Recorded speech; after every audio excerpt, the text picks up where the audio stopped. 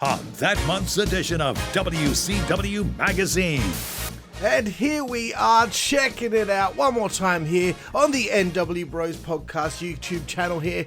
WCW Magazine, November 1996, issue 21. And we've got the Dungeon of Doom on the cover of the magazine here for November 1996. And that's probably the last time the Dungeon will ever grace the cover of the magazine.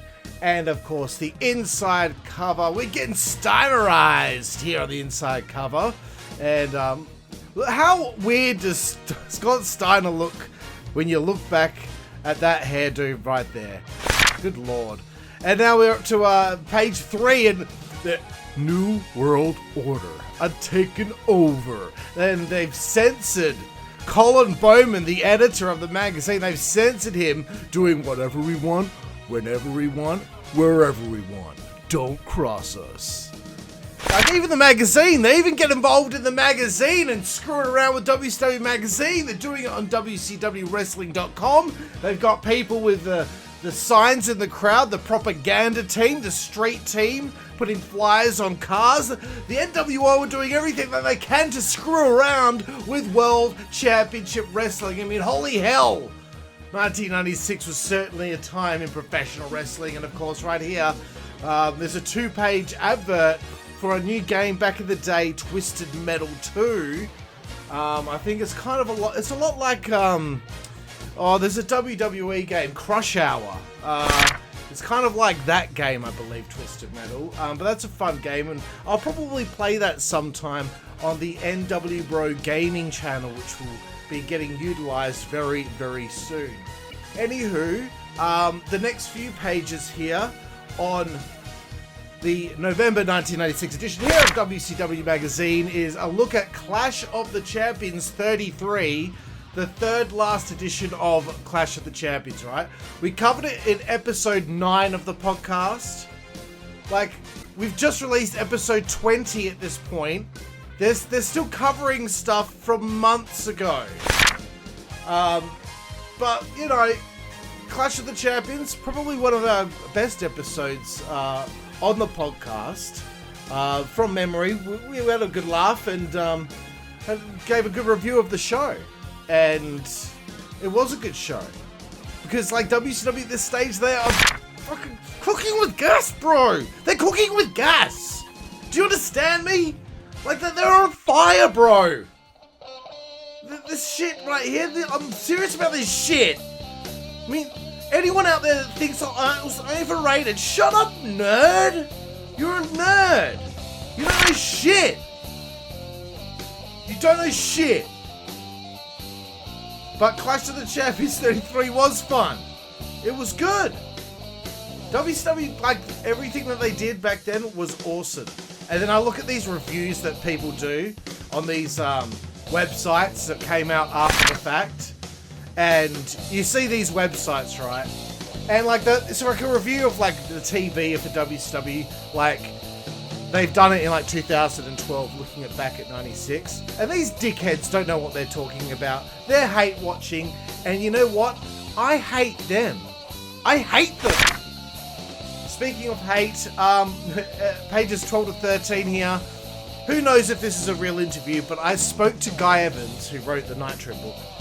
And Ross Foreman and Colin Bowman pretty much wrote the whole magazine. I hate to burst anyone's bubble, but apparently some people did write their own columns, but at this stage of the game, a lot of it has just been written straight up by the guys. So, you know, look, Santa's also not real, the Easter Bunny's not real, wrestling is fake, and so is WCW Magazine, for the most part, okay? To get your panties in a bunch because I said wrestling's fake. Oh, the bumps hurt. Yeah, of course they do, Nimrod, but I'm just saying. We get to Brain Reaction here. Apparently Bobby didn't write this column. So Colin Bowman, who is the editor-in-chief of WCW Magazine, apparently he wrote Bobby Heenan's articles.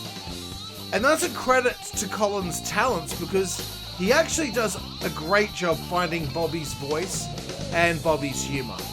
I just thought Bobby probably wouldn't have a problem writing, you know, a couple of pages of words a week, but it is what it is.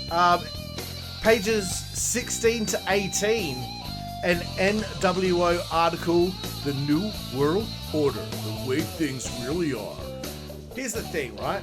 Once again, I say this all the time, you can press pause at any moment in time as you're watching this, whoever you are at home. You can pause it at any time. You can full screen this bitch. And when you full screen this bitch, and you've pressed pause, you can read it all for yourself. I'm not going to read it for you word for word. We'd be here all day. Because you know what, WCW Magazine, they get the dirt, bitch. They get the dirt on 1-900-909-9900, 149 per minute. What a deal. You gotta ask your parents' permission first, of course. You don't want to get scunted, bro. The next section of the magazine, another kayfabe article. This time about K-Dog Konnan joining the Dungeon of Doom. And I want to say this about Konnan joining the Dungeon of Doom. We covered this on the nWBros podcast, and when he joined, he just showed up with them in the ring one time. He was just in the Dungeon of Doom. There was no pretense to it. There was no moment where Konnan came out and helped him. Just all of a sudden, he was wearing the hat and had his t-shirt pinned with the one pin at the top and his underwear hanging out, and now suddenly he was in the the Dungeon of Doom. But sorry, I was getting distracted there because nWBro Bound, yeah, we got a kayfabe article here with Mr. Wall Street and his career in WCW.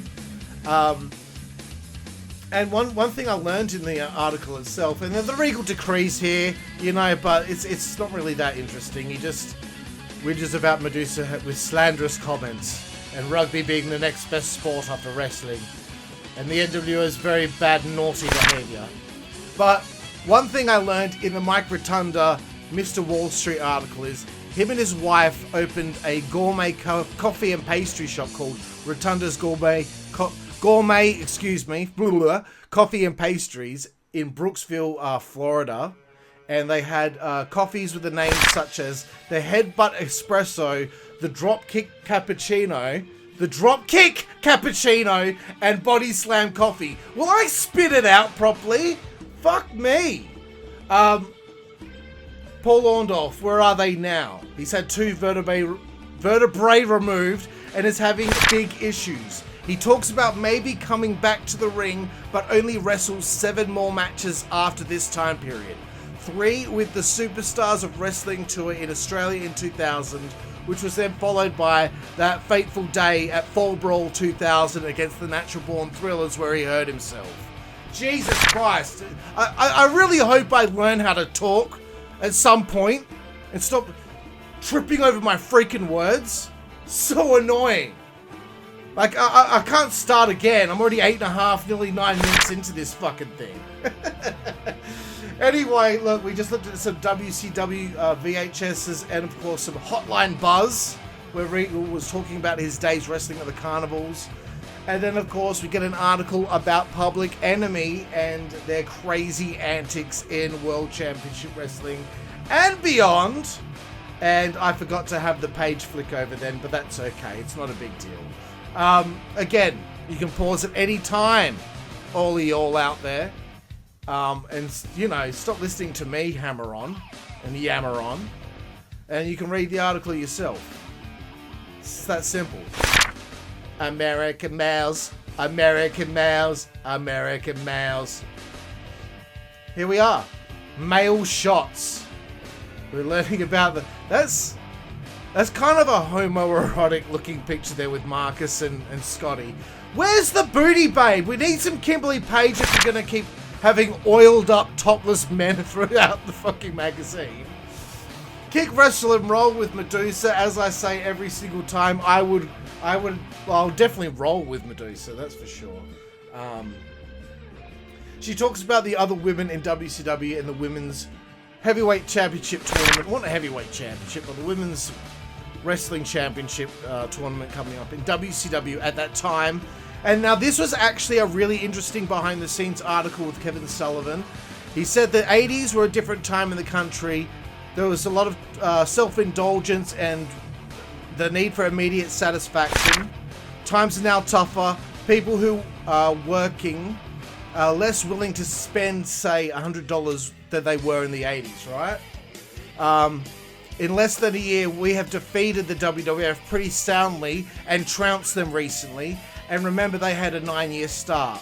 What we've done, some say shouldn't have happened. It's kind of like a new show beating Seinfeld after 2 months. Well said! Well said! Okay, we got an article here about the Guerreros, but I liked what Kevin Sullivan had to say. Yeah, the WWF had like many years of a head start on WCW, but after 1995, it didn't take them very long, with a big budget, on TNT and TBS, it didn't take very long at all for them to take the lead. So this bullshit that AEW fans come up with about like, oh, WWE's had 40 years head start. How much more time do you need? Anyway, we had an article just before about Teddy Long and his group of losers. They're not losers, I like them all, but like they always lose every match. Ice Train might pick up a win here and there, but shit. Then there was an article about Jimmy Hart collecting stuff. This article here is about Dean Malenko and Rey Mysterio Jr.'s feud. I really need to give the writers for WCW Magazine, Ross Foreman and Colin Bowman, some props here because, goddamn, they're writing about a lot of stuff that doesn't matter, you know. We got some merchandise we're looking at here. Look how happy Alex Wright looks there. Look at those annoying kids. Look at Garrett Bischoff in the bottom right corner there with his sunglasses on like he's a tough guy, like he's a nasty boy. Piss off, Garrett. What are you going to do? What are you going to do? Look at him. He's at the bottom now, right there as well. Next to Craig Pittman and Booker T with a serious look in his face with the 4 fingers up because he's like a 4 horseman. You're a little twerp. I'll give you like a... I give him like a what do you call it? A Chinese burn where you grab a kid by the arm and twist their skin in opposite directions. I give him one of those. How would you like that, Garrett? Lionheart Chris Jericho article here. They talk a lot about his dad. Obviously, he was a former NHL goon, Ted Irvine, and of course. This is the inside cover for the back of the magazine with Hardy, Toddy, Deborah, Rauga, and Steve Mongo McMichael. Gosh, it was hot, man. Jesus fucking H Christ. And of course, the poster in the middle of the magazine, they've written in Sharpie NWO for life on the WCW Magazine logo because they've taken over here and they've made Hogan. Hollywood Hogan. He's the centerpiece of issue 21 of WCW Magazine from November of 1996 as we're headed towards World War III on November 24th, 1996. That's it. I'm out of here. I'm Karlifornia, nWBro's podcast. We'll see you down the road.